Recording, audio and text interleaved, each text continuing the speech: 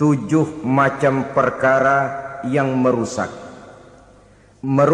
akidah dan keimanan, merusak amal perbuatan yang sudah kita kerjakan, merusak sendi-sendi kehidupan sosial, pendek kata merusak segala hal di dalam kehidupan kita. Jauhilah olehmu 7 macam perkara yang merusak. Yang pertama, asyirku billah, menyekutukan Allah Subhanahu wa ta'ala. Agama dimulai dari keyakinan, maka kehancuran agama selalu dimulai dari kehancuran keyakinan, iman atau akidah yang dimiliki oleh seseorang. Dan untuk menghancurkan nilai-nilai iman yang kita miliki ini, orang rasanya tidak akan menghantam kita dengan peluru kendali. Orang tidak akan mengirimkan nuklir ke sini.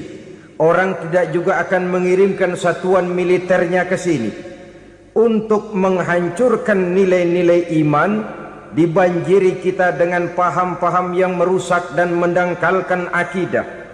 Baik ia bernama materialisme, baik ia bernama sekularisme, baik ia bernama banjirnya maksiat dan munkarat, baik ia bernama banjirnya peradaban dan kebudayaan yang menghancurkan moral daripada anak-anak kita, sedikit demi sedikit melenturkan dan melunturkan nilai-nilai keimanan kita, untuk kemudian pada waktunya nilai iman itu akan bertukar dan berganti menjadi nilai syirik kepada Allah Subhanahu wa ta'ala.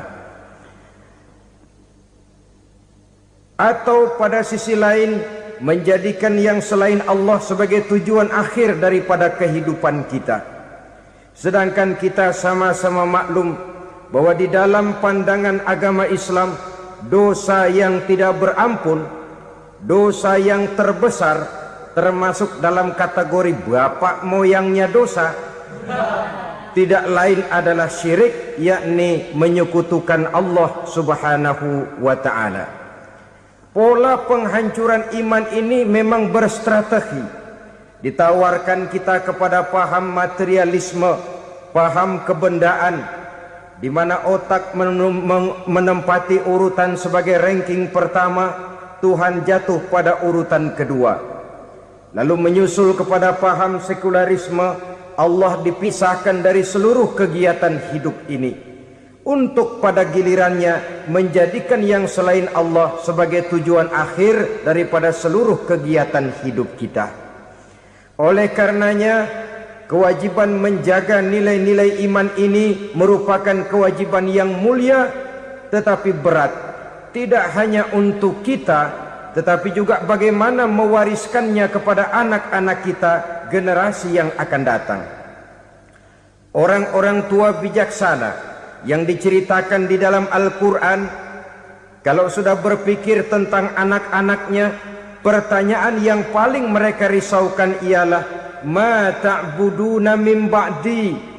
Anakku, kalau pada satu saat aku, ayahmu sudah tidak ada lagi di dunia ini, meninggalkan kamu semua, ma ta'buduna min ba'di, apa yang akan kamu sembah nak?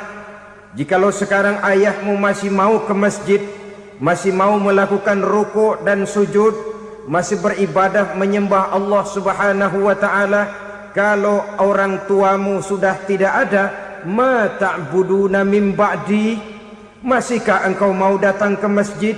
Masihkah engkau mau rukuk dan sujud? Masihkah engkau mau menyembah Allah Subhanahu wa ta'ala? Pertanyaan ini yang dipikirkan oleh Nabi Yakub kepada putra-putranya. Pertanyaan ini yang diteruskan oleh Nabi Ibrahim kepada anak-anaknya. Pertanyaan ini yang diwariskan oleh generasi ulama'us salafus saleh kepada para generasi berikutnya. Bagaimana kita generasi sekarang? Kita orang-orang tua sekarang bukan berfikir ma ta'buduna min ba'di, malah yang kita fikirkan ma ta'kuluna min ba'di. Kalau bapak tidak ada nanti kamu makan apa nak? Perkara kamu nyembah apa? Urusan nomor 18. Yang penting kamu nanti hidup bisa makan, nak. Maka kita sibuk mewariskan harta kepada anak-anak kita. Kita sibuk mewariskan kebun dan tanah kepada anak-anak kita. Kita sibuk mewariskan pabrik kepada anak-anak kita, sementara kita lupa mewariskan intan yang paling mahal, mewariskan mutiara yang paling berharga, yaitu nilai iman kepada Allah Subhanahu wa ta'ala. Alangkah baiknya apabila warisan harta, warisan tanah dan kebun, warisan rumah dan pabrik didasari lebih dahulu dengan mewariskan nilai iman kepada Allah Subhanahu wa ta'ala. Sebagai orang-orang tua, kita boleh bersedih kalau anak kita tidak mengerti komputer. Kita boleh bersedih kalau anak kita tidak mengerti matematika. Kita boleh bersedih kalau anak kita tidak mengerti bahasa Inggris. Tapi sewajarnya lebih bersedihlah kita orang tua jikalau mempunyai anak yang tidak kenal Allah sebagai Tuhannya, yang kemudian tidak mau rukuk dan sujud kepada Allah Tuhannya. Itulah kemalangan yang paling malang bila kita meninggalkan generasi yang tidak bertauhid kepada Allah Subhanahu wa ta'ala. Betapapun anak kita tidak ngerti komputer, saudara, paling-paling kerugiannya cuma kerugian dunia. Masuk dia ke alam barzakh, munkar nakir tidak akan sempat tanya kau belajar komputer apa tidak. Kumpul dia di padang mahsyar, malaikat juga tidak akan tanya matematikamu nilainya berapa. Yang ditanya kau kenal Allah, kau rukuk dan sujud kepadanya, kau pernah datang ke masjid. Oleh karena itu sekali lagi, menjaga nilai iman tidak hanya untuk kita, tetapi juga mewariskannya kepada anak-anak kita, generasi yang akan datang. Sungguh kemalangan yang paling besar apabila kita meninggalkan anak-anak kita. Mereka kita tinggalkan lemah ekonominya, itu tidak baik. Mereka kita tinggalkan lemah otaknya, itu pun akan membuat mereka tertinggal oleh yang lain. Tapi yang paling celaka jikalau kita tinggalkan mereka dalam kondisi lemah imannya, rapuh akidahnya, tidak baik dan tidak betul keyakinan hidupnya. Oleh karena itu Nabi berpesan, jauhilah 7 perkara yang merusak. Yang pertama, syirik kepada Allah Subhanahu wa ta'ala, menyekutukan Allah baik dalam ucapan, dalam keyakinan ataupun dalam perbuatan. Ini perkara pertama yang termasuk 7 perusak besar di dalam kehidupan. Kalau sudah jatuh kita ke lembah syirik, bagaimanapun banyak kebaikan yang kita kerjakan, berjiwa sosial, bertangan pemurah, gemar menolong orang lain, kalau memang dasarnya syirik, maka seluruh kebaikan kita akan hancur, tidak akan ada nilainya dalam pandangan Allah Subhanahu wa ta'ala. Dalam pandangan manusia mungkin kita dicatat sebagai orang sosial, gemar menolong orang lain, tidak berpangku tangan melihat orang yang mendapat kesulitan. Tapi oleh karena dasarnya syirik, dasarnya tidak mentauhidkan Allah, maka seluruh nilai kebaikan yang kita kerjakan tidak akan ada nilainya dalam pandangan Allah Subhanahu wa ta'ala. Maka jagalah iman kita jangan sampai dihinggapi penyakit syirik yang bagaimana kecilnya sekalipun. Sekali lagi, baik syirik dalam bentuk ucapan, syirik dalam bentuk keyakinan, sampai kepada syirik dalam bentuk perbuatan, kita berhindar kepada sifat-sifat yang sedemikian itu. Karena apa? Dalam satu ayat Quran Allah Subhanahu wa ta'ala menjelaskan, innallaha la yaghfiru ayyushraka bih wa yaghfiru ma duna dzalika liman yasha. Allah tidak akan memberi ampun kepada orang-orang yang menyekutukannya, tapi Allah masih mau memberikan ampun kepada dosa-dosa yang selain itu bagi orang-orang yang dikehendakinya. Dosa selain syirik, apabila kita bertaubat, Allah masih mau mengampuni.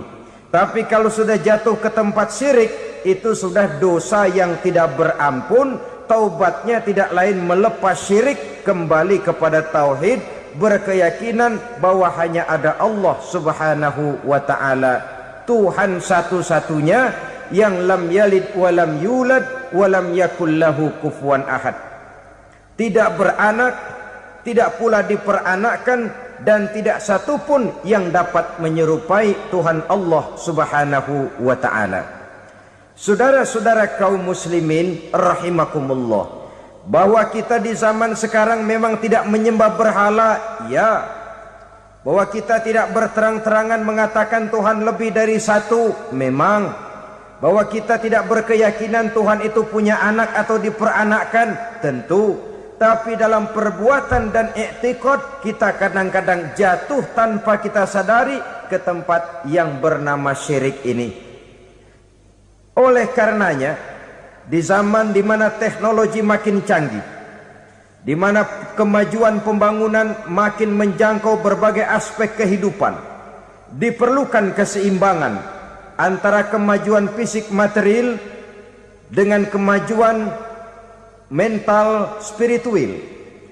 Apabila tidak ada keseimbangan, yang terwujud tentulah kepincangan, yang diawali dengan pincangnya cara kita berpikir, sehingga pada akhirnya akan mengarah kepada pincangnya cara kita berbuat dan bertindak di dalam kehidupan kita. Oleh karena itu Nabi berpesan, jauhilah sifat syirik, karena syirik merupakan dosa yang teramat besar. Ini sifat merusak yang pertama. Yang kedua kata Nabi, wasihra, jauhilah sihir. Sihir ini juga termasuk perkara yang merusak kehidupan. Kita semua sama-sama maklum bahwa sihir sebenarnya bukan persoalan baru. Sejak sebelum datang Islam, sihir itu sudah ada. Di zaman Yunani kuno, sihir ada. Di zaman Mesir kuno, di zaman Cina kuno, dan yang lain-lain yang serba kuno, sihir itu sudah ada. Bahkan para nabi pun, para rasul yang diutus oleh Allah Subhanahu wa ta'ala, senantiasa berhadapan dengan ahli-ahli sihir untuk menguji kebenaran dari misi yang mereka bawa. Sihir adalah perbuatan di luar kebiasaan yang bisa dikerjakan oleh ahlinya dengan bantuan jin atau setan. Hukum mempelajari sihir adalah haram, mengamalkannya lebih haram lagi. Sebab itu saudara-saudara, sihir merupakan perbuatan merusak yang harus kita jauhi. Ciri-ciri daripada perbuatan sihir, pertama, ia mengandung tipuan, bayangan khayal. Di zaman Nabi Musa misalnya, orang melihat tambang-tambang itu seperti ular. Nabi Musa melayangkan tongkatnya menjadi ular-ular besar yang memakan ular-ular kecil ciptaan tukang-tukang sihir Fir'aun tadi. Lalu sihir bisa terjadi dengan bantuan jin kafir atau setan. Kemudian ciri yang ketiga, sifatnya halus dan tersembunyi. Taruh kata ada seorang ahli sihir yang mempergunakan ayat-ayat Quran sebagai jompa-jampe, sebagai baca-bacaan, itu cuma sekedar kedok. Tujuannya tidak lain menjadikan agama sebagai ketok untuk membenarkan cara yang dimurkai oleh Allah Subhanahu wa ta'ala. Satu hadis yang diriwayatkan oleh Imam Bazar dan Tabrani, Nabi berpesan, laisa minna man tatayyara lahu au takahhana au tukuhhina lahu au sahira lahu. Tidak termasuk ke dalam golonganku, kata Nabi. Tidak termasuk umatku. Siapa mereka? Man tatayyara lahu, orang yang bertatoyur. Apa tatoyur itu? Dari kalimat toyaro, artinya terbang. Toir biasa diartikan dengan burung. Tatoyaro percaya kepada suara-suara burung. Man tatoyaro lahu, mempercayai, meyakini dengan benar-benar kepada suara beburungan. Kan suka ada itu, nah bunyi burung tuh, maling liwat. Maling liwat. Burung bunyi, maling liwat. Itu termasuk tatoyyaro lahu, percaya kepada suara burung. Kan aneh kalau suara orang nggak dipercaya, suara burung malah dipercaya. Ada ustadz ceramah, kiai ngaji, nggak mau didengerin, burung dengerin bener. Nah, suaranya dari sebelah mana? Belah kulon. Nah, itu tandanya ano. Habis dihitung-hitung. Itu termasuk tatoyyaro lahu. Au takahana, atau bertenung, au tukuhina, atau minta ditenungkan, au sahirolahu, atau melakukan perbuatan sihir, atau minta disihirkan. Laisa minna, tidak termasuk ke dalam golonganku, kata Nabi. Sehingga dengan demikian saudara-saudara, menghadapi sihir dengan sihir sekalipun termasuk perbuatan yang tidak diajarkan oleh agama. Kita kan mempelajari sihir untuk jaga diri, tidak apa-apa. Yang dilarang mengamalkannya, dilarang juga mempelajarinya. Sebab orang kalau sudah mengetahui, biasanya lalu terangsang untuk mencoba. Kalau percobaannya berhasil, biasanya terangsang untuk coba lagi dan coba lagi. Pada akhirnya ketagihan, lalu beralih menjadi profesi, apalagi itu nanti bisa mendatangkan hasil uang. Saudara-saudara kaum muslimin rahimakumullah, kita manusia makhluk nyata. Kita hidup di alam nyata, terikat oleh sunnatullah, causality. Oleh karenanya, bagi kita keyakinan yang penuh, keikhlasan di dalam bertuhankan Allah, penyerahan diri sepenuhnya hanya kepadanya, itu sudah merupakan obat penangkal yang sangat ampuh agar kita tidak terkena penyakit-penyakit yang dibuat oleh setan dan para pembantunya. Sehingga beberapa ayat Quran mengajarkan, misalnya a'udzu bikalimatillahi tammati min syarri ma khalaq, atau bismillazi la yadurru ma'asmihi syai'un fil ardi wala fis sama, dengan menyebut nama Allah yang tidak bisa mendatangkan bahaya sedikit pun, dari baik yang datang dari langit maupun yang datang dari bumi. Jiwa yang kosong dari keyakinan yang penuh kepada Allah, jiwa yang penuh was-was dan ragu-ragu, itu yang mudah terserang oleh penyakit-penyakit yang dikerjakan oleh para tukang-tukang sihir, yaitu oleh setan dan seluruh para pembantunya. Kemudian hadis kedua yang diriwayatkan oleh Imam Ibnu Hibban, Nabi bersabda, la yadkhulul jannata mudminu khamrin wala mu'minu bisihrin wala qati'u rahmin. Tidak masuk surga. Ini Nabi yang bilang, tidak masuk surga. Siapa itu? Pertama, mudminu khamrin, orang yang berkekalan dalam mabuk. Selalu mudminun itu sudah menjadi perbuatan rutinnya, tidak kapok-kapoknya, teler seumur hidup. Mudminu khamrin, tidak masuk surga orang yang selalu bermabuk-mabukan. Yang kedua, wala mu'minu bisihrin, orang mukmin tapi main sihir. Ini juga oleh Nabi diperingatkan, tidak akan masuk surga orang mukmin tapi suka main sihir. Wala qati'u rahmin, dan tidak juga orang yang memutuskan silaturahmi. Tiga macam manusia yang diperingatkan Nabi tidak akan masuk surga: orang yang selalu mabuk, orang mukmin yang main sihir, dan orang yang memutuskan silaturahmi. Saudara-saudara kaum muslimin rahimakumullah. Lalu orang berkata, kenapa dilarang kita bersihir? Padahal Rasul sendiri kan punya mukjizat. Nah, kita memang harus membedakan antara mukjizat dengan sihir. Dalam kehidupan agama kita kenal ada yang namanya mukjizat, Ada yang namanya karomah atau keramat biasa diucapkan. Ada yang namanya maunah. Ada yang namanya irhas. Ada juga yang namanya sihir. Kesemuanya ini berbeda, saudara-saudara. Yang dinamakan mukjizat itu khusus untuk para rasul saja. Satu kejadian luar biasa yang terjadi dilakukan oleh Rasul atas izin dari Allah Subhanahu wa ta'ala. Perbedaannya dengan sihir jelas. Sihir dari setan, mukjizat dari Allah. Sihir bisa dipelajari, mukjizat tidak.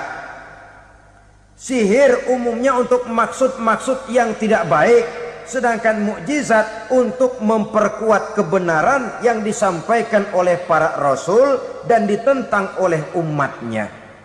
Bahkan kafir Quraisy dahulu menganggap orang-orang ahli sihir itu berada dalam satu posisi yang hina, sehingga mereka mengatakan dan menuduh Nabi Muhammad sebagai tukang sihir. Tuduhan sebagai tukang sihir adalah tuduhan yang sangat aib dan hina. Di tengah masyarakat kufar jahiliyah, kedudukan tukang sihir dipandang sebagai kedudukan yang hina, sehingga mereka mengejek Nabi dengan sebutan tukang sihir. Jadi mukjizat hanya untuk Rasul saja. Kemudian karomah. Karomah ini asal kata dari karoma, kehormatan, kemuliaan yang diberikan Allah kepada hamba-hambanya yang rajin mendekatkan diri kepadanya. Oleh karena ketekunannya melaksanakan ibadah, Allah memberikan keistimewaan kepada orang itu, yang dengan keistimewaannya dia bisa mengerjakan yang tidak bisa dikerjakan oleh orang lain. Karomah hanya bisa dicapai dengan prestasi ibadah. Kalau sihir, mau ibadah apa enggak, asal dia belajar, bersatu dan berteman dengan setan, memenuhi persyaratan-persyaratan setan, biasanya lalu bisa. Sedangkan karomah tidak mungkin terwujud tanpa orang mendekatkan diri sedekat-dekatnya kepada Allah Subhanahu wa ta'ala. Maka kita lihat biasanya orang-orang yang punya ilmu sihir, mukanya rata-rata nggak enak dilihat. Kumuh, jauh dari air wudhu, jauh dari sujud kepada Allah, malah berteman dengan setan, menjadi pelayan-pelayannya setan. Saudara-saudara, adapun maunah, keistimewaan yang diberikan Allah kepada hamba-hambanya yang belum sampai kepada tingkat wali, tapi orang itu lebih banyak kebaikannya daripada kesalahannya. Umpamanya, saudara jalan bertiga di pinggir jalan, saudara ada pada posisi di tengah, lalu bertiga ini ketabrak mobil. Menurut perhitungan saudara mati lebih dahulu. Tapi terjadi hal yang aneh, dua teman saudara mati, saudara malah cuma luka dan lecet sedikit saja.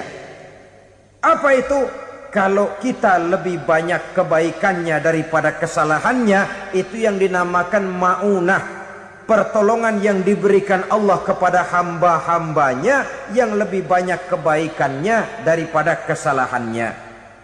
Sedangkan yang dinamakan irhas, kejadian luar biasa pada diri seseorang pada waktu dia masih kecil, yang menunjukkan tanda-tanda keistimewaannya. Itu umumnya pada para nabi pada usia kecilnya sudah ada irhas, tanda-tanda istimewa. Jelas baik mukjizat, karomah, maunah maupun irhas berbeda dengan sihir. Sihir ini jelas saja merupakan bantuan dan persekutuan antara manusia dengan setan.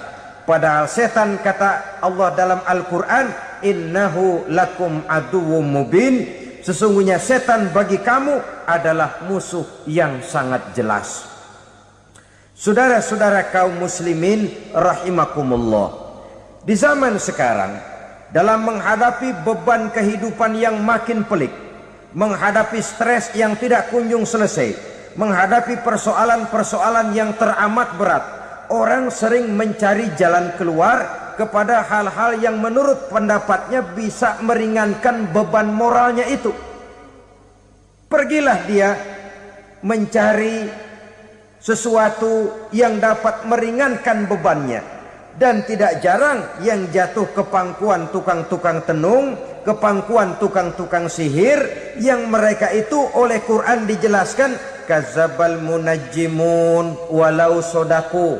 Tukang-tukang tenung, tukang-tukang sihir, mereka itu bohong walaupun benar. Maksudnya bohong walaupun benar artinya kalau yang mereka kerjakan benar, itu sih kebenaran. Benar dengan kebenaran itu lain.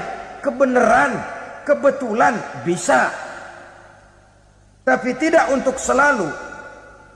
Apalagi kalau itu sudah membahayakan kehidupan orang lain. Jadi oleh karena itu Nabi berpesan, jauhilah daripada sihir.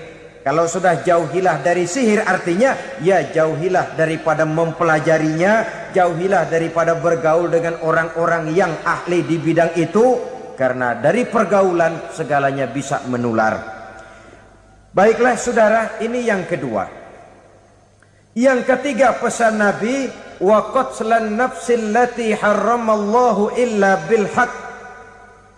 Membunuh orang lain dengan cara yang tidak benar, membunuh orang yang diharamkan oleh Allah Subhanahu wa taala untuk melakukannya kecuali dengan alasan yang benar.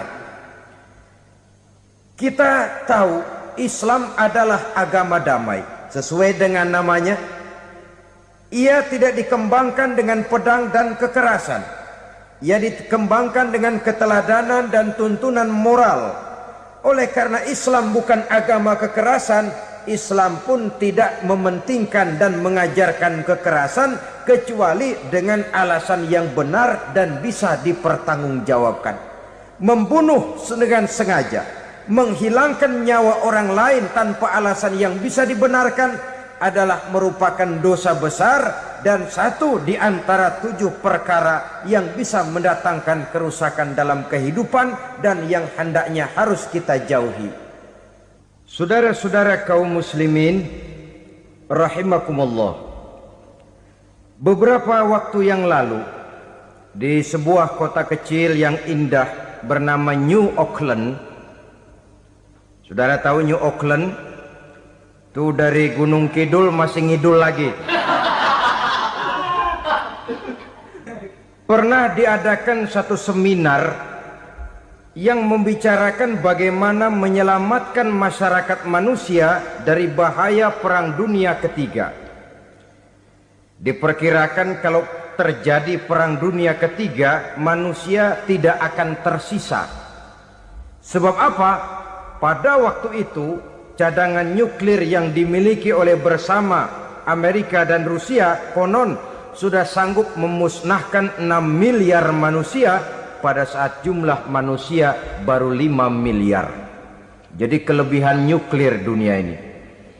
Kalau terjadi Perang Dunia Ketiga, sulit manusia untuk tersisa. Maka dibahaslah di dalam seminar itu, wah, supaya tidak terjadi Perang Dunia Ketiga, maka perlombaan membuat senjata-senjata canggih, alat-alat pembunuh modern harus segera dibatasi.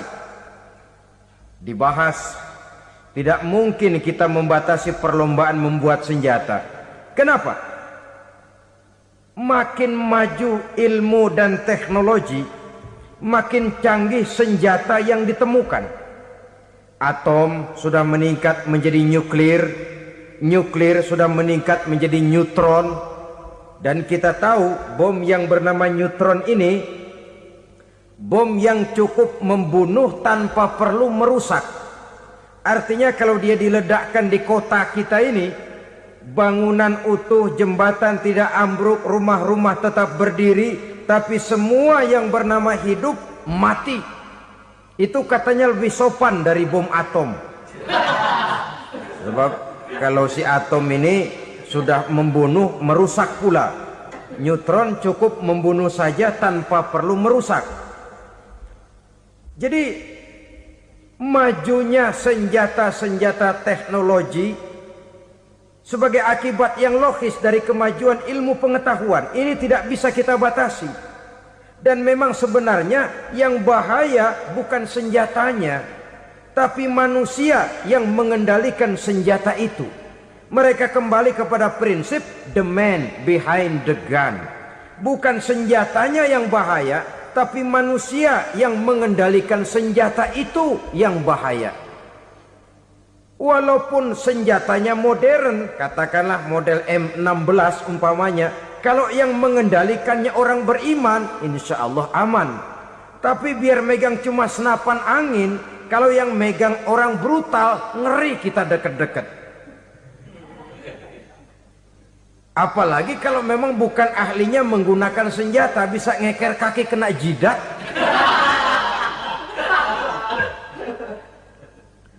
Mereka kembali kepada prinsip lama yang tetap baru. Bukan senjatanya yang harus dibatasi, manusia yang mengendalikan senjata itu yang perlu dibicarakan. Nah, kalau begitu, agar manusia tidak mempergunakan senjata sewenang-wenang, apa yang harus kita lakukan? Ya, manusianya harus bermoral. Ya, tapi moral yang mana? Di dunia ini banyak ajaran tentang moral. Itu pun mudah saja. Di sini kan kita undang saja ahli dari berbagai agama untuk membicarakan konsep perdamaian menurut agamanya masing-masing. Baik, setuju itu? Setuju. Maka tampillah para ahli agama, mereka kembali kepada prinsip moral daripada konsep yang terkandung di dalam ajaran agama untuk menegakkan perdamaian. Mula-mula naiklah ahli dari agama Hindu, dibacakan konsep perdamaian menurut ajaran agama Hindu, bahwa untuk damai manusia harus meninggalkan nafsu keduniaannya, menempuh samsara dan sebagainya untuk mencapai nirwana, menjauhi kemegahan dan kemewahan dunia. Ini lalu dibahas, rasanya juga tidak mungkin ini. Kemudian dari agama Nasrani, bahwa untuk damai manusia harus menciptakan sifat kasih sayang. Kalau ditampar pipi kiri, berikan pipi yang kanan. Kalau diberikan selendang, berikan baju. Nanti orang kasihan, lalu dia tidak akan nampar lagi. Ketika ini dibahas, ternyata rasanya pun tidak mungkin bisa diterima. Karena apa? Di zaman sekarang orang ditampar pipi kiri, dikasih pipi kanan. Bukan kasihan, gemes. Damai belum tentu, bonyok udah jelas. Lalu ketika dibacakan konsep perdamaian menurut Quran, di mana disampaikan ayat wa jazaa'u sayyi'atin sayyi'atun misluha faman afa wa aslaha fa ajruhu 'ala Allah. Balasan terhadap satu kejahatan adalah kejahatan yang seimbang, tetapi barang siapa yang memberi maaf dan mencari jalan damai, itulah yang terbaik dan akan mendapat pahala dari Allah Subhanahu wa taala. Kamu tidak salah ditampar pipi kirimu, tampar lagi pipi kirinya sekeras dia menampar pipi kirimu. Nanti orang tidak mau menampar kita karena dia tahu kalau dia tampar kita, dia akan menderita tamparan sekeras dia menampar kita. Akan terjadilah prinsip saling hormat menghormati, tidak saling ganggu, tidak saling usil, tidak saling jahil. Atas dasar ini perdamaian bisa ditegakkan. Mereka bisa menerima konsep ini, tapi kemudian seminar ditutup tanpa satu keputusan resmi. Kenapa? Terus terang mereka kagum dengan konsep Islam, tapi sentimen lama terhadap nilai-nilai Islam telah menutup mata mereka untuk menerima kebenaran dari ajaran Al-Quranul Karim. Saudara-saudara kaum muslimin rahimakumullah, kembali kita kepada persoalan pokok. Roh adalah dari Allah. Dia akan kembali kepada Allah, milik mutlak dari Allah. Tidak pantas kita merampasnya dari orang lain. Tidak wajar kita menghilangkannya tanpa alasan yang dibenarkan oleh agama. Di zaman sekarang akibat persaingan hidup yang makin tajam, lapangan kerja yang makin sulit, tensi ekonomi yang makin tinggi, atau karena nilai moral yang makin rendah, atau juga karena rapuhnya pegangan orang kepada agama, nyawa rasanya sudah sedemikian murahnya. Berbagai kasus membuat berdiri bulu roma kita. Ada mayit, ada manusia dipotong 6, dicincang macam kambing. Ada yang dipotong 5, ada yang dipotong 13, dikardusin, dibuang ke tempat sampah. Inna lillahi wa inna ilaihi raji'un. Gejala apa ini? Kanibalisme. Manusia sudah demikian sadisnya, manusia sudah sedemikian buasnya, sehingga sesama manusia diperlakukan seperti hewan. Padahal hewan sendiri belum pernah macan makan macan, bagaimanapun buasnya macan. Belum pernah serigala memakan serigala, bagaimanapun brutalnya serigala. Tetapi manusia makan manusia di zaman sekarang kadang jadi kenyataan dalam kehidupan kita. Kadang persoalannya remeh saja. Soal uang 200 perak, pisau bicara, nyawa melayang. Soal rokok sebatang, celurit bicara, nyawa melayang. Soal-soal yang sama sekali tidak prinsip, begitu mudah kita menghilangkan nyawa orang lain. Padahal Nabi pernah memperingatkan, apabila dua orang muslim sudah berkelahi dan berbunuh-bunuhan, al-qatil wal maktul finnar, yang membunuh dan yang terbunuh dua-duanya neraka. Sahabat heran, ya Rasul, kalau yang terbunuh, kalau yang membunuh masuk neraka itu sih wajar, tapi yang terbunuh kenapa neraka juga? Beliau menjawab, dua-duanya sudah punya niat untuk saling membunuh. Niatnya itu yang diponten. Yang terbunuh cuman lagi apes aja, keduluan dia. Umpama tidak terbunuh, pasti dia yang akan membunuh. Oleh karenanya al-qatil wal maktul, yang membunuh dan yang dibunuh finnar, dua-duanya masuk ke dalam neraka. Islam menghormati kehidupan, tidak hanya terbatas kepada sesama muslim, orang-orang yang berlainan agama pun yang mau hidup berukun, damai, berdampingan dengan umat Islam, jiwa mereka, darah mereka dilindungi oleh nilai-nilai Islam yang disebut dengan kafir zimmi ini. Mengganggu mereka sama saja dengan mengganggu aku, kata Nabi. Jadi oleh karena itu, sayangilah sesama. Kehidupan adalah anugerah Allah, bukan wewenang kita untuk mencabutnya dari orang lain, bukan wewenang kita untuk merampas dan menghilangkannya dari orang lain. Apa yang tidak enak terjadi pada diri kita, begitu pula lah apabila terjadi pada diri orang lain. Sehingga Nabi mengatakan, la yu'minu ahadukum hatta yuhibba li akhihi ma yuhibbu li nafsihi.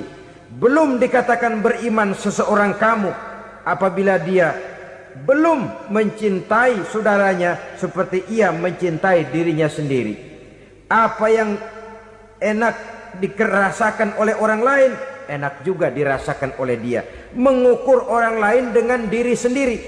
Kalau orang lain tanpa salah saya fitnah, kalau saya tanpa salah difitnah orang, enak apa enggak? Enggak, orang lain juga begitu. Kalau orang lain tanpa salah saya tempeleng kepalanya, enak apa tidak? Tidak. Orang lain juga begitu. Yang tidak enak terjadi pada diri kita, tentu tidak enak juga kalau terjadi pada orang lain. Mengukur orang lain dengan diri sendiri, sehingga tidak timbul sifat egois, tidak menari di atas bangkai orang lain, tidak mendirikan kebahagiaan di atas untayan air mata orang lain. Sehingga dengan demikian saudara-saudara, dia bisa menghormati kehidupan, menghormati orang lain sebagaimana dia ingin dihormati. Inilah perbuatan ketiga yang merusak, membunuh orang lain dengan yang diharamkan Allah tanpa alasan yang benar. Yang ketiga.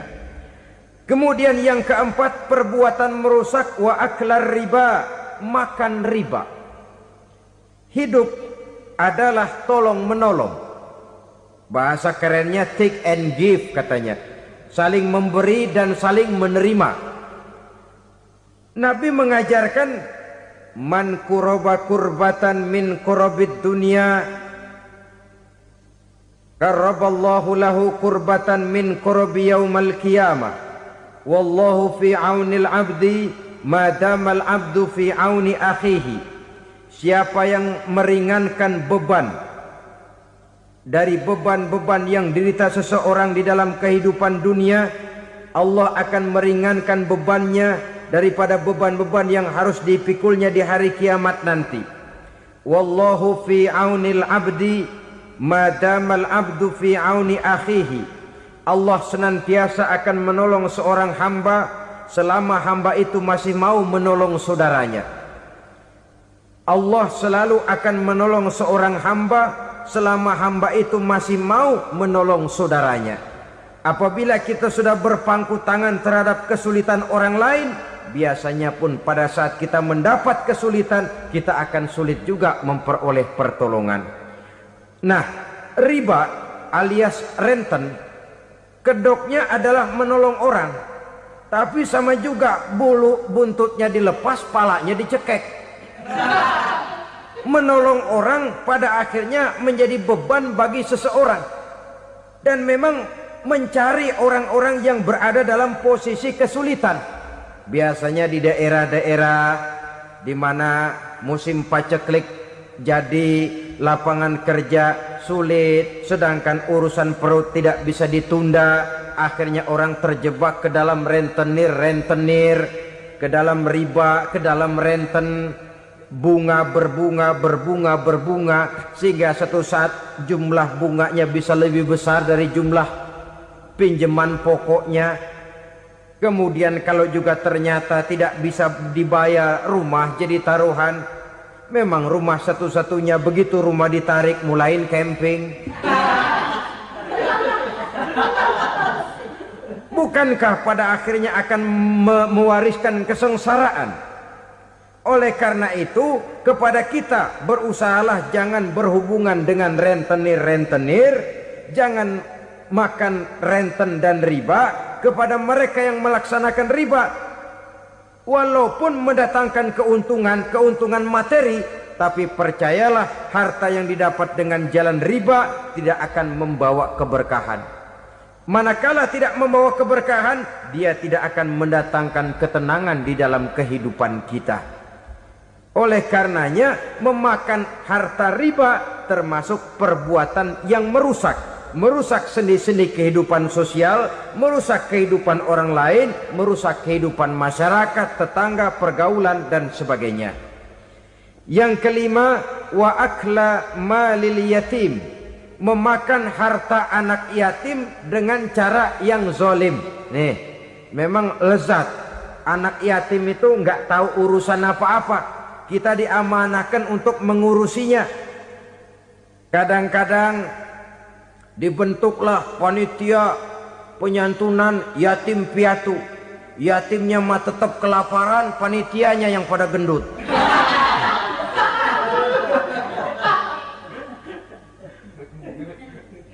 Padahal memakan harta anak yatim termasuk perbuatan dosa besar. Dan menjantuni yatim merupakan perbuatan mulia. Nabi mengatakan, ana wa kafilul yatim kahataini yaumal qiyamah. Aku dan orang-orang yang menyantuni anak yatim seperti dua jari ini pada hari kiamat nanti. Dekat sekali. Jikalau ingin di hari akhir nanti dekat dengan Rasul, bersahabatlah dengan anak-anak yatim. Jadilah pengurus anak-anak yatim. Bangunlah panti-panti asuhan yatim. Pada saat bapak ibunya meninggal, kitalah yang menjadi orang tuanya. Bahkan sedemikian besar perhatian Islam terhadap anak-anak yatim ini, sehingga Quran memberikan peringatan, ara'aital ladzi yukadzibu biddin fadzalikal ladzi yad'ul yatim wa la yahuddu ala ta'amil miskin. Tahukah kamu siapa orang yang mendustakan agama? Beragama tapi dianggap dusta, solatnya dusta, puasanya dusta, karena agamanya sudah berdusta. Siapa mereka? Fazalikal ladzi yad'ul yatim, orang yang menyanyiakan anak yatim. wala yahuddu ala ta'amil miskin, dan tidak pernah memberi makan kepada orang-orang yang menderita kemiskinan. Menyia-nyiakan, meninggalkan anak yatim termasuk perbuatan yang divonis kita sebagai orang yang mendustakan agama.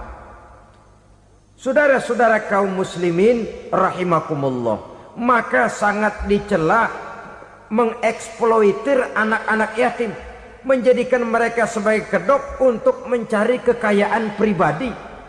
Tetapi jikalau ikhlas, ganjarannya sangat besar, nilai pahalanya sangat besar. Menyantuni yatim tidak hanya setahun sekali.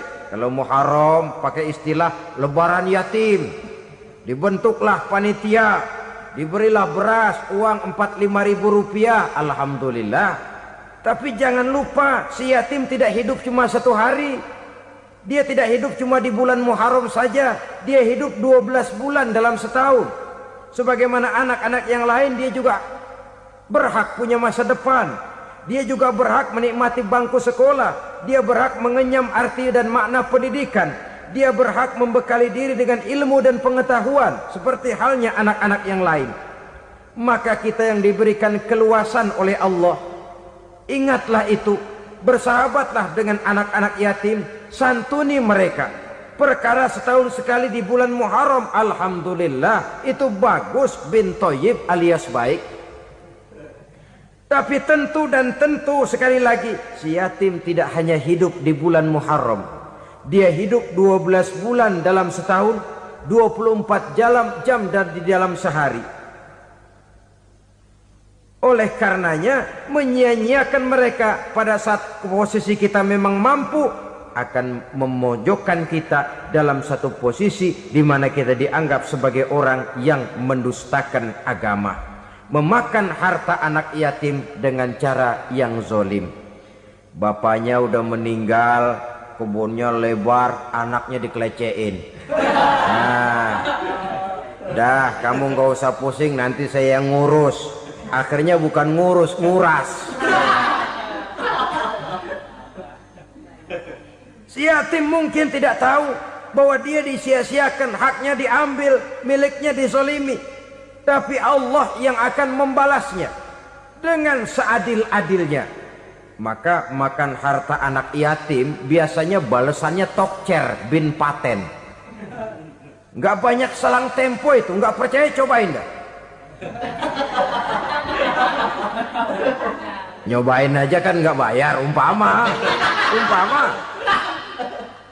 Memakan harta anak yatim dengan cara yang zolim, ganjarannya biasanya kontan. Kenapa? Ratapan si miskin, untayan air matanya, jeritan kepedihan hatinya, membuka pintu langit, permohonannya diijabah, getaran hatinya didengarkan oleh Allah. Maka balasannya biasanya kontan, spontan, tidak menunggu waktu terlalu lama. Itu di dunia, belum lagi di akhirat nanti. Bukankah dalam riwayat Mi'raj diceritakan Nabi melihat di neraka itu orang perutnya sebesar rumah. La haula wala quwata. Itu perut kayak rumah, bagaimana jalannya tuh orang.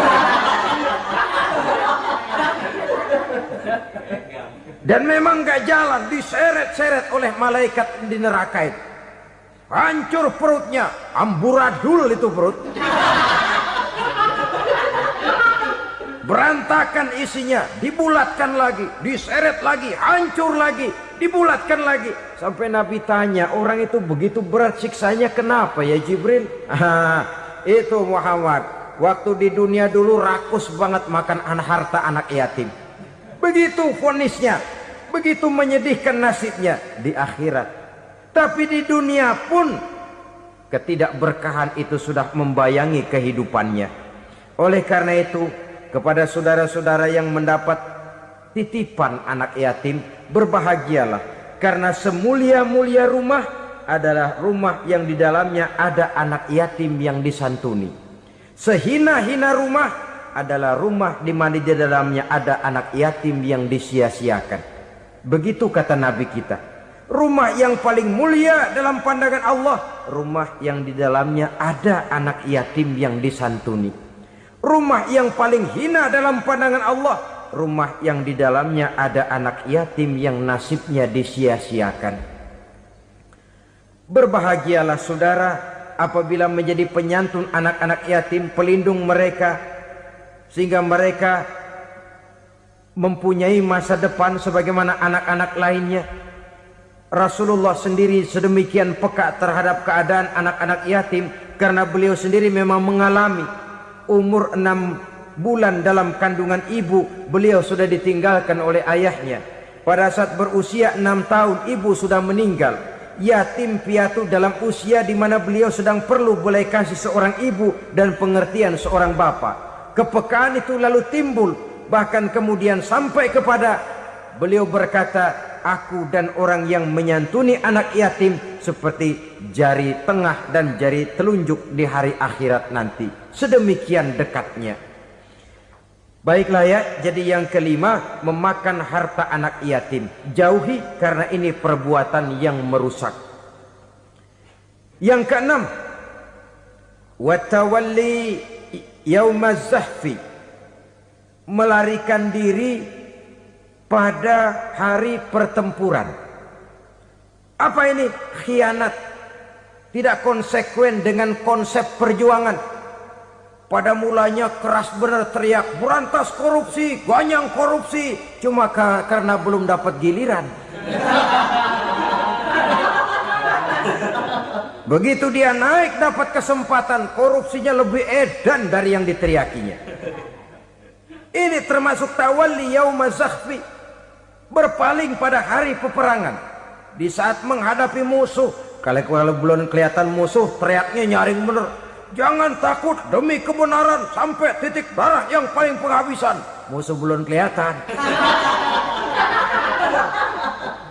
Begitu musuh sudah kelihatan, paling dulu lari ke belakang. Kalau diajak berjuang ada saja alasannya. Sehingga Quran memberikan peringatan kepada kita semua. Mengapa kamu ini berat? Kalau sudah diajak berjuang di jalan Allah, kakimu seperti terhunjam berakar di perut bumi. Berat untuk melangkah berjuang. Lari dari pertempuran tidak konsekuen dengan konsepsi perjuangan. Mau enaknya saja. Dalam kondisi yang sulit lalu berpangku tangan. Ini termasuk ciri munafik yang di dalam Al-Quran disindir dengan bahasa kullama adha'a lahum masyaufi wa iza azlama alaihim qamu. Waktu terang mereka jalan, giliran gelap mereka mandek. Artinya, maksudnya kalau giliran ada untungnya aja rame-rame teriak Islam.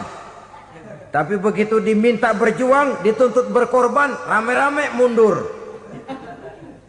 Waktu dilihat di Islam ada untungnya, rame-rame teriak Islam. Pak, saya Islam banget, Pak.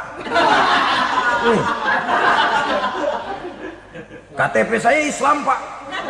Pokoknya Islam banget dah. Tapi ketika diminta berjuang, dituntut sedikit berkorban, rame-rame mengundurkan diri. Tahun 65 PKI berontak. Waduh, waktu itu jadi orang Islam untung itu. Nggak dikejar-kejar, aman. Masjid rame, mobil-mobil mewah parkir di depan musola dan masjid. Kenapa? Waktu itu asal udah ke masjid aman. Islam selamat, untung. Tapi begitu keadaan aman, yang parkir di musola sepeda butut melulu.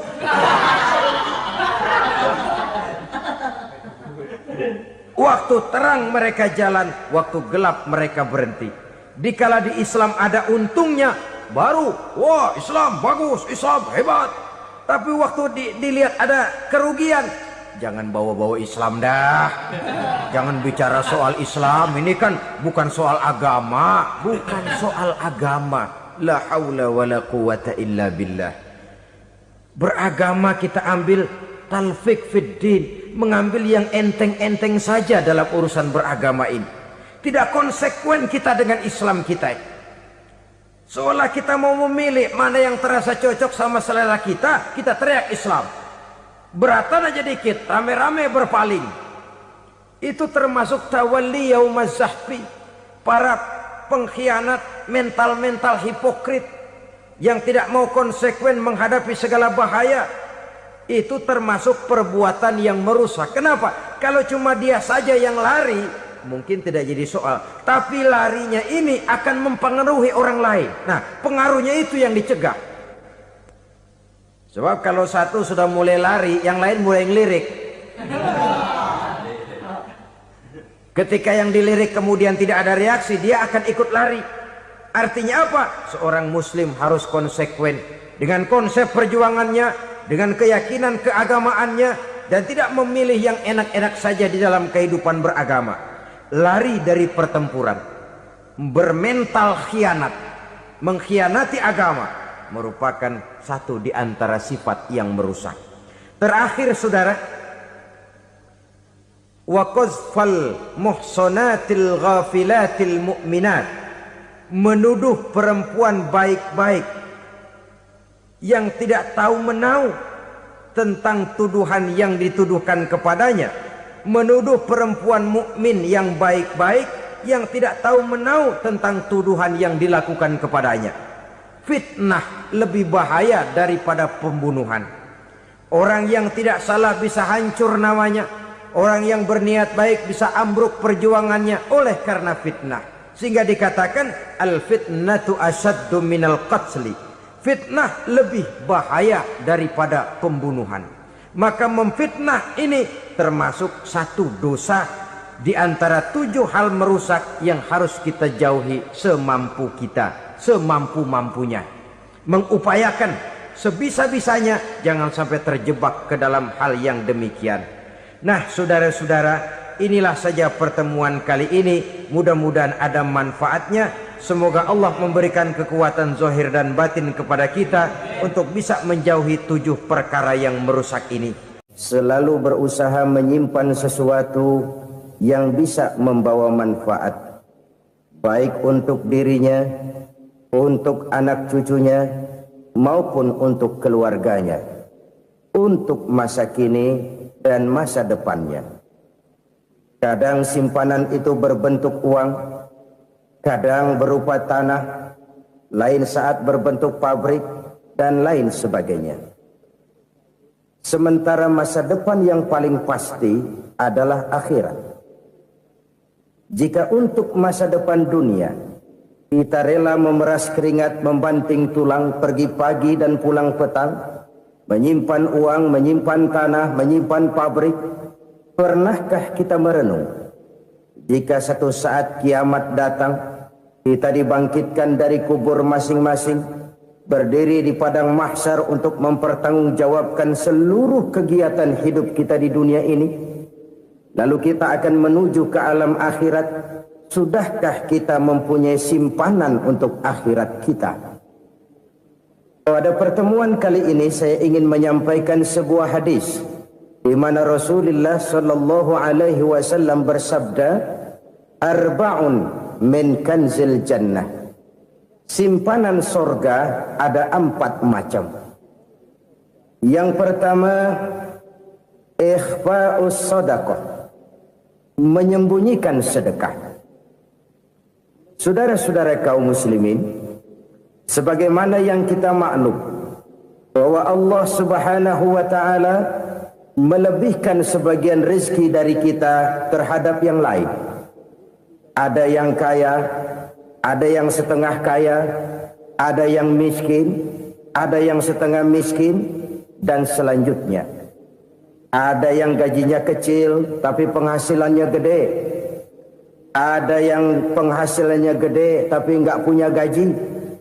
Ada juga yang memang gajinya gede dan penghasilannya gede.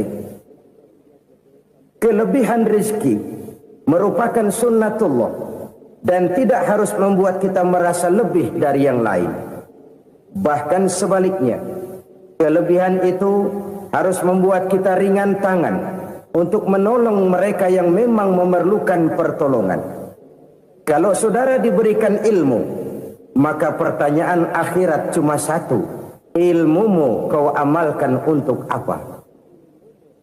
Kalau saudara diberikan umur yang panjang, pengadilan akhirat juga bertanya satu: umurmu kau habiskan di mana?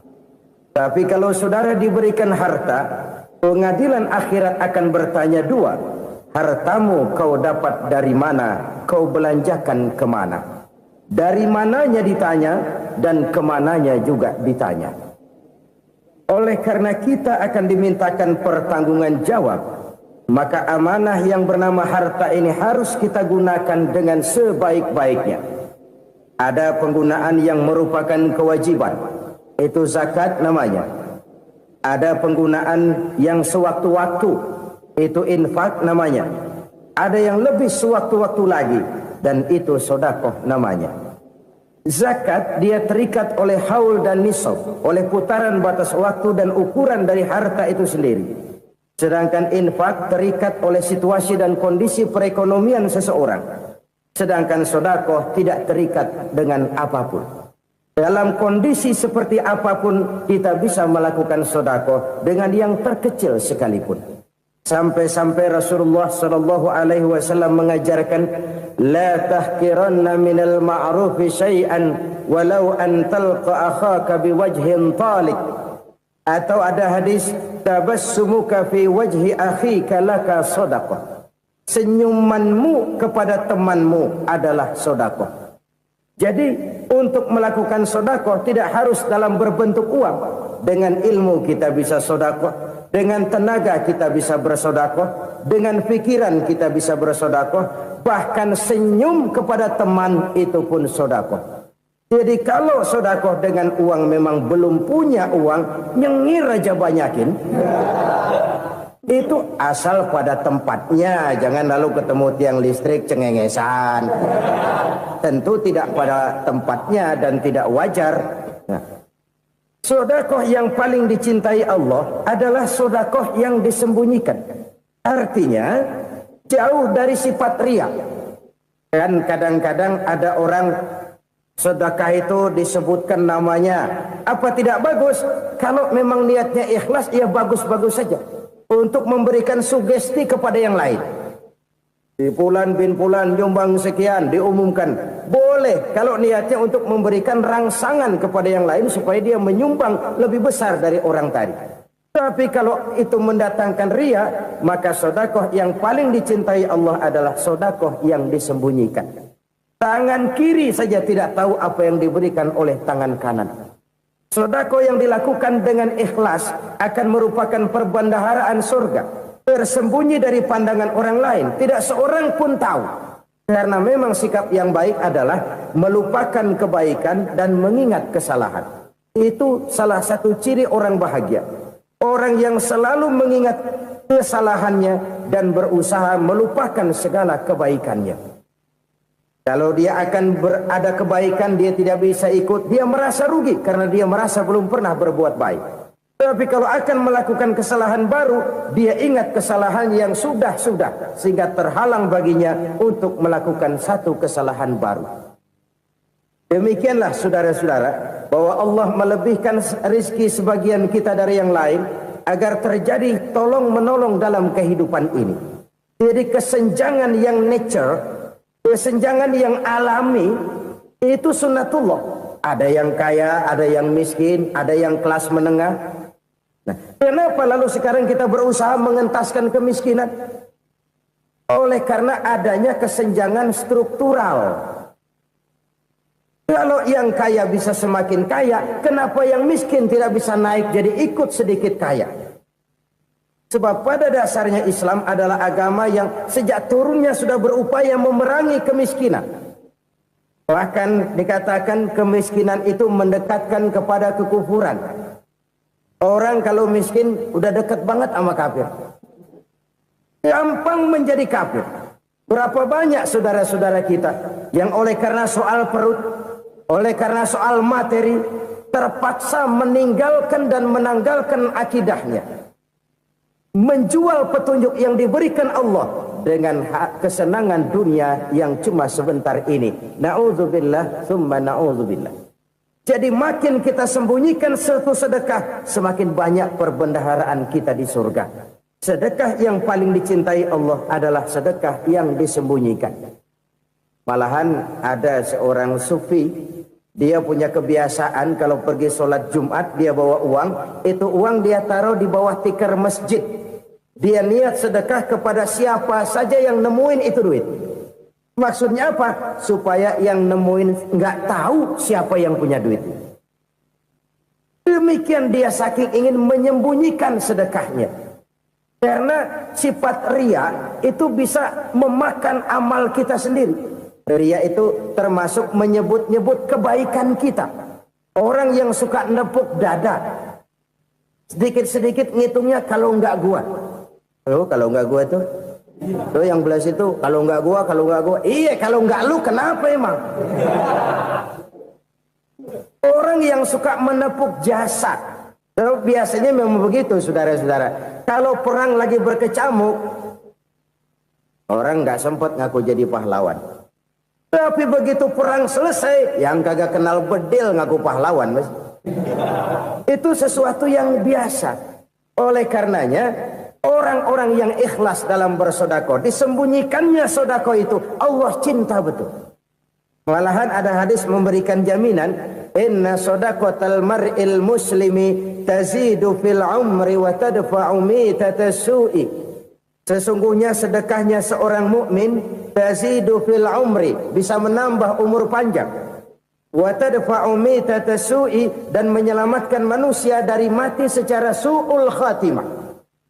Jadi siapa yang kepengen panjang umur, banyaklah sedekah. Yang bosan hidup, pelit terus. Sedekah menambah panjang umur dan menyelamatkan manusia dari mati secara su'ul khatimah. Pak, katanya umur itu nggak bisa ditambah, nggak bisa dikurangin. Kapan? Kalau ajal sudah datang. Wa idza jaa ajaluhum la yastakhiruna sa'atan wa la yastakdimun. Kalau ajal datang tidak bisa dimajukan, tidak bisa dimundurkan. Itu kalau ajal sudah datang. Tidak bisa lagi umur ditambah dikurangi, sudah datang. Tapi kalau belum datang, itu kan haknya Allah. Mau ditambah, mau dikurangi, hak prerogatif Allah. Sebagai pencipta manusia, Allah maha kuasa dan maha mampu. Sedekah ini menambah panjang umur dan menyelamatkan manusia dari mati secara su'ul khatimah. Orang mati kan sama ya, kondisinya mati, nggak nafas. Tapi hakikat mati kan lain-lain. Ada yang mati itu husnul khatimah, baik akhirnya. Misalnya lagi ngaji mati, lagi sholat mati, lagi sedekah mati. Ini yang dinamakan dengan husnul khatimah, baik di akhirnya. Sebaliknya ada yang su'ul khatimah, jelek di akhirnya. Ini yang jadi catatan akhir. Lagi nyekek botol, mampus. Lagi banting kartu, modar. Su'ul khatimah, jelek pada akhirnya. Sedekah menyelamatkan manusia dari mati secara su'ul khatimah. Dan kita semua kepengen mendapat husnul khatimah, jauh dari su'ul khatimah. Oleh sebab itu yang bisa menyelamatkan kita dari penyakit itu antara lain adalah sedekah yang disembunyikan, yang dikerjakan dengan ikhlas karena Allah, tidak karena kepengen dipuji orang, tidak karena ingin dikatakan orang pemurah. Sebab orang dermawan itu orang yang memberi tanpa harus diminta. Kalau masih harus diminta, ya belum dermawan namanya, masih harus diminta. Kalau nggak diminta ya tulus, lolos, polos. Saudara-saudara kaum muslimin rahimakumullah. Harta adalah amanat dan akan kita pertanggungjawabkan. Allah melebihkan rizki sebagian kita dari yang lain agar kita saling tolong menolong, bantu membantu. Nabi janjikan siapa yang meringankan beban saudaranya muslim di dunia, Allah akan meringankan bebannya di akhirat nanti. Sebuah jaminan dari baginda Nabi. Si orang yang kita bantu barangkali tidak bisa membalas, Allah yang akan membalas lewat jalan lain yang tidak pernah kita sangka-sangka. Ada orang tanya, Pak, ini ada orang nyumbang masjid sambil marah-marah, bagaimana? Saya bilang sumbangannya aja ambil, marahnya jangan. Marahnya jangan diambil, itu urusan dia. Saudara-saudara kaum muslimin rahimakumullah. Umat Islam ini kan umat yang punya potensi besar. Kadang kita merenung, kenapa kadang-kadang pembangunan masjid kok lambat sekali? Kalau hotel hari ini peletakan pertama, bulan depan peresmian. Supermarket hari ini peletakan batu pertama, minggu depan peresmian. Tapi kalau sudah yang namanya masjid, kadang-kadang peletakan batu pertama sekaligus jadi batu terakhir. 3 tahun, 4 tahun, campur nebar jalak di jalanan, duit dijaring kayak ikan sepat. Apa tidak ada orang Islam yang kaya? Banyak. Apa tidak ada pengusaha muslim yang jadi konglomerat? Ada. Lalu yang belum banyak itu yang komit terhadap nilai-nilai agamanya. Akhirnya kita jatuh jadi umat yang lemah. Belum ada pengusaha konglomerat muslim buka pabrik supermi cap beduk misalnya umpamanya atau pabrik kecap cap sorban supaya identitas keislamannya sedikit kelihatan. Kita jatuh jadi umat yang lemah karena potensi tidak terinventarisir dengan baik. Kita ini ibarat kompor yang cuma matengin nasi orang lain.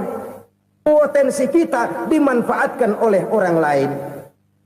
Ukhuwah Islamiyah kita baru terbatas kepada silaturahmi.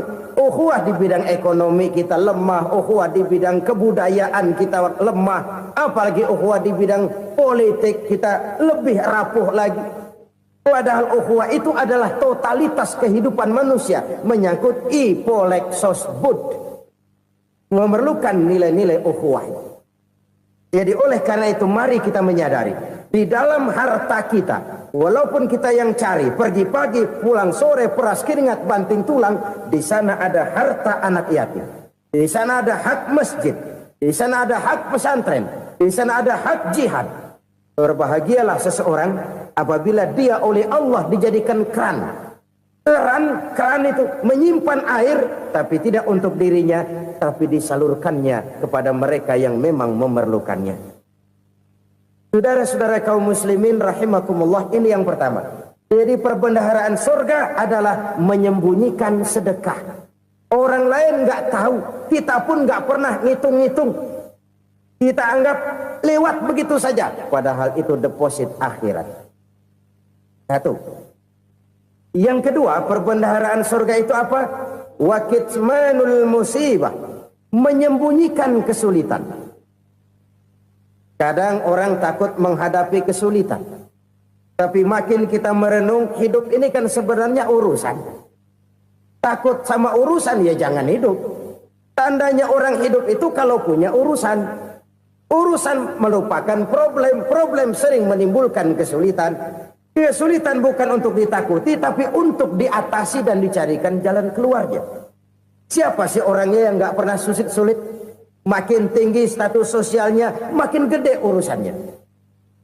Makin tinggi kualitas imannya, makin berat tingkat kesulitannya. Cuma memang yang namanya enak itu seperti pelangi. Biang lala itu nggak pernah di atas kepala kita, di atas kepala orang melulu. Lo sih enak lo, kata kita. Dia juga bilang, yang enak kan lo. Pelangi itu nggak pernah di atas kepala kita. Kata tukang beca, aduh enak ya naik Mercy. Kata tukang beca, apa yang di dalam mobil Mercy? Aduh enak bener tukang beca, di jok ngeringkuk ngorok pulas bener.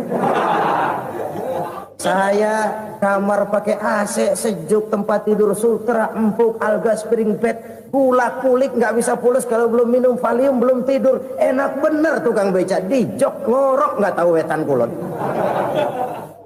Itu tukang beca bilang yang di Mercy enak, yang di Mercy bilang tukang beca enak. Inilah enak.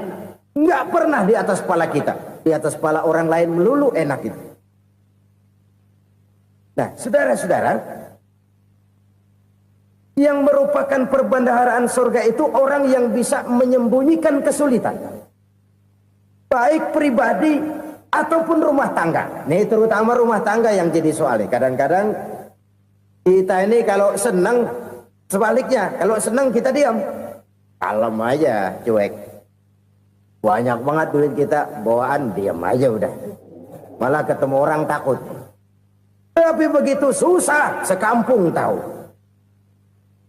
Padahal Nabi mengajarkan perbendaharaan surga itu menyembunyikan musibah, menyembunyikan kesulitan. Kalau enak, cerita sama orang-orang. Kalau nggak enak, rasain sendiri, tekan sendiri, atasin sendiri. Kita kan sebaliknya. Senang kita diam, asal lagi susah, paling tidak kita nyari teman buat cerita kesusahan. Siapa orangnya yang nggak pernah susah? Cuma soalnya bagaimana kita mengatasi kesusahan itu sendiri. Begitu juga misalnya kalau orang sudah berumah tangga, itu orang tuanya harus menjadi tempat dia cerita yang enak-enak saja. Yang nggak enak rasain berdua, selesaikan berdua, atasin berdua. Jangan dibalik. Asal senang diam, giliran susah saja. Maknya laporan. Terbalik. Bisa menjaga security informasi. Maka nama bayam keluar diam, malah seluitan. Enak amat lo makan daging ayam. Security informasi. Saudara-saudara kaum muslimin rahimakumullah.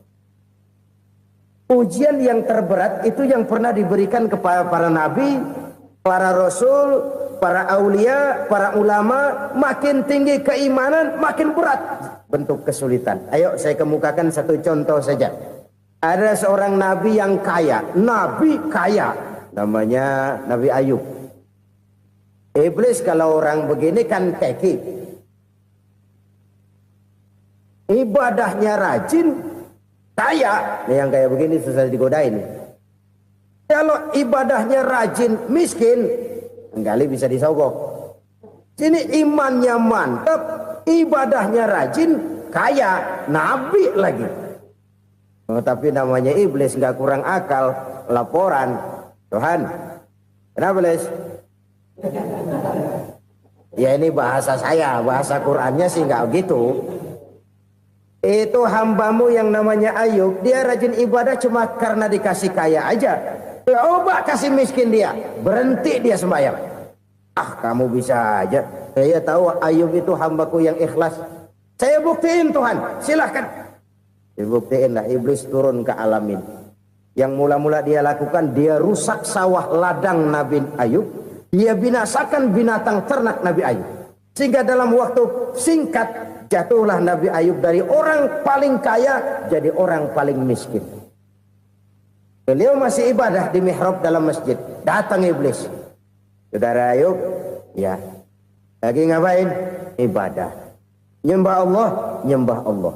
Oh, percuma. Kenapa? Tuhan yang ente sembah nih, dia udah bikin miskin ente. Sawah ladang ente hancur lebur, binatang ternak binasa. Sekarang ente jadi orang paling miskin. Ngapain nyembah Tuhan kayak begitu? Tekor.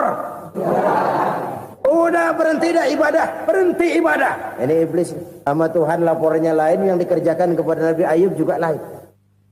Benar begitu iblis kata Nabi Ayub? Iya, sawah ladang saya habis, buras. Binatang ternak saya binasa, binasa. Saya miskin, bangpak. Apa jawab Nabi Ayub? Bukan innalillahi, ini hebat. Alhamdulillahillazi a'tani wa akhza minni.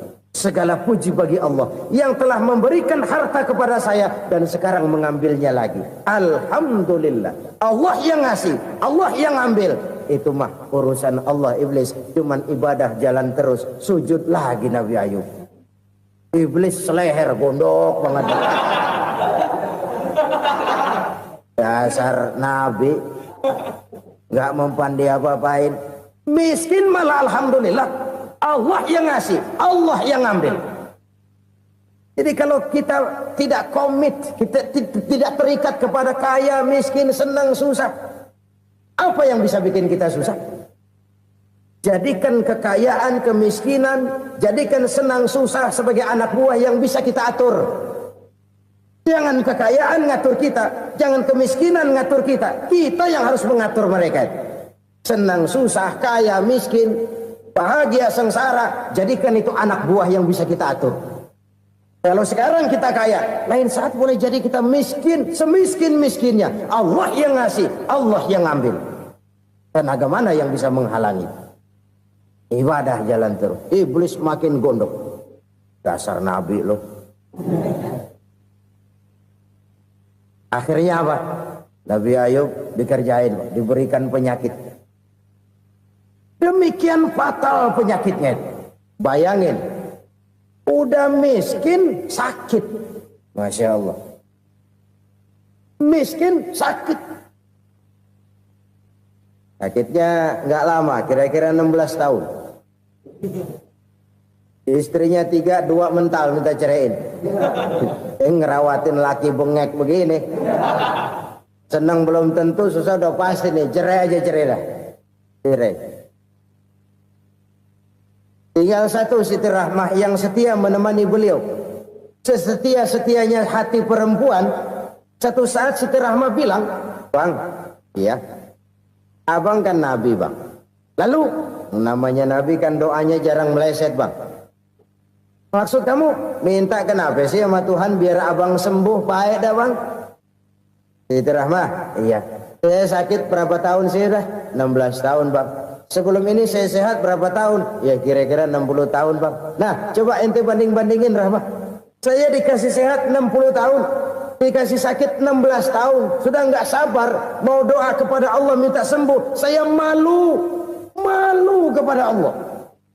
Diuji dengan yang luar biasa seperti ini, tidak mengganggu stabilitas kehambaannya. Dia tetap menghamba kepada Allah Subhanahu wa ta'ala."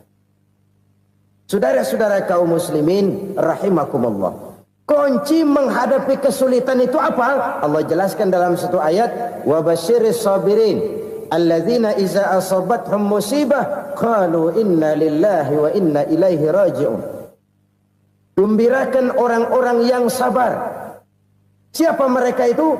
Yang apabila mendapat musibah mereka kembali kepada keyakinan dasar, segalanya dari Allah dan segalanya akan kembali kepada Allah. Ini konsepsi dasar dari sikap muslim dalam menghadapi berbagai kesulitan. Segalanya dari Allah, segalanya akan kembali kepada Allah.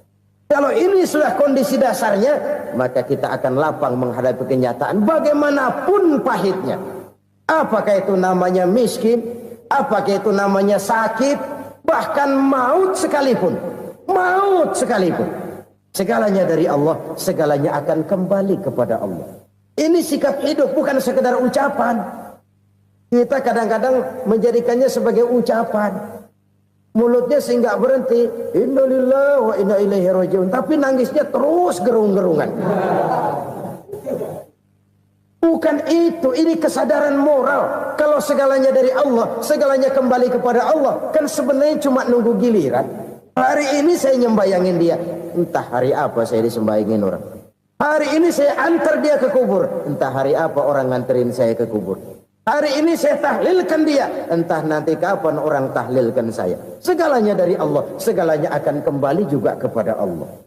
Oleh sebab itu saudara-saudara, kesulitan bukan untuk ditakuti. Kesulitan justru untuk diatasi, dicarikan jalan keluarnya. Dan tidak ada orang yang tidak pernah mendapat kesulitan. Tidak ada.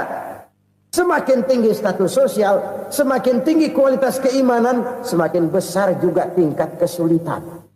Hanya saja bagaimana cara kita mengatasinya. Dan Al-Quran menyatakan, "Inna ma'al usri yusra." Di balik kesulitan itu pasti ada kemudahan. Roda itu berputar. Karena itu Rasulullah sallallahu alaihi wasallam mengingatkan kepada kita, "Ta'arraf ila Allahi fir raha ya'rifka fis syiddah."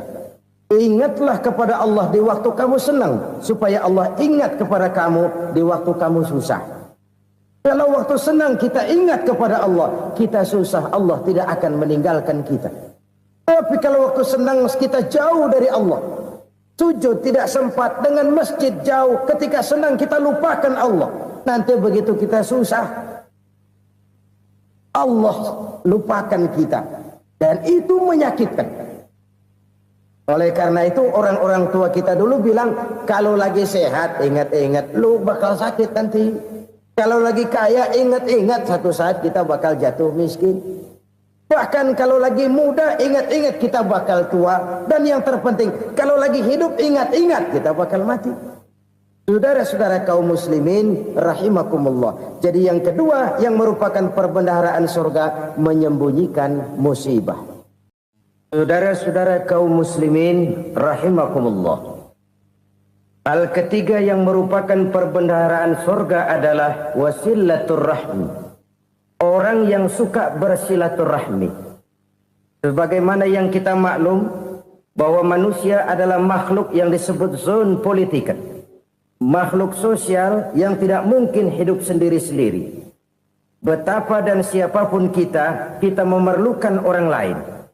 Bodoh betul manusia kalau tinggal di tengah masyarakat tapi tidak mau bermasyarakat. Merasa hebat sendiri, pintar sendiri, gagah sendiri, kaya sendiri. Mungkin kalau mati juga ngubur sendiri. Jangankan kita di sini. Di sorga saja Nabi Adam waktu sendirian bengong melulu. Mondar mandir. Allah tegur dam sepi dam. Ya ini kalau bahasa saya. Iya Tuhan sepi ini nggak ada coret-corekan pisan ini. Diciptakan Siti Hawa baru anteng Nabi Adam. Itu di sorga. Cobalah. Umpamanya saudara tinggal di Jakarta nih. Kayak bener. Apaan aja di Jakarta punya saudara dah. Pembuatan Semanggi ambil. Monas, Buntel bawa pulang. Hotel-hotel ambil semua. Cuman tinggal di Jakarta sendirian, apa enaknya? Betapa dan siapapun kita perlu orang lain. Tidak ada seorang pun yang bisa memenuhi kebutuhan hidupnya secara sendiri-sendiri. Nah, Islam telah menyelamatkan manusia dari ras diskriminasi. Mengikat manusia dengan persaudaraan yang berlandaskan kepada akidah. Karena itu dianjurkan bersilaturahmi. Bahkan Nabi menyatakan, man arada ayyubsata lahu fi rizqihi wa yunsa'a fi atharihi falyasil rahimah. Siapa yang kepengen diluaskan rezekinya dan dipanjangkan usianya, banyaklah ia bersilaturahmi. Siapa yang kepengen dimudahkan rezekinya, hendaknya ia banyak bersilaturahmi.